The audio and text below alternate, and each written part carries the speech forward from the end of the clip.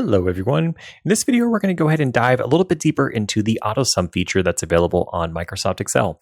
So in the previous video, I gave you all a quick overview on how you could use AutoSum, but guess what? There is actually a keyboard shortcut for AutoSum that's going to make your life that much easier.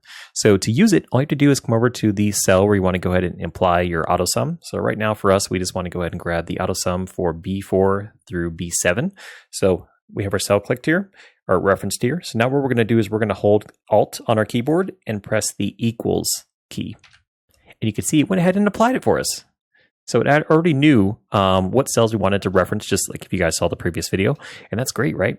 Now, if we want to make our lives even easier, what we could do is we can just reference all these different cells. So you can see I also deleted the totals here off to the right. So let's go ahead and reference all of these different cells. Boom. Okay. And now what we're going to do is we're going to hold Control because these cells are not concurrent.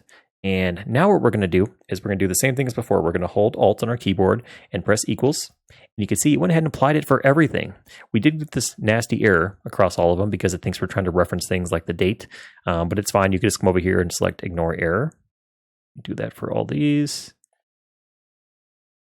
Okay, that should be all of them. And if we click into these and you look at the formula bar here, you can see it goes ahead and it's showing the correct ranges that we're looking for. So we had C4 through C4 through C7, D4 through D7, E4 through E7, and then you can see these ones are just referencing these cells off to the left.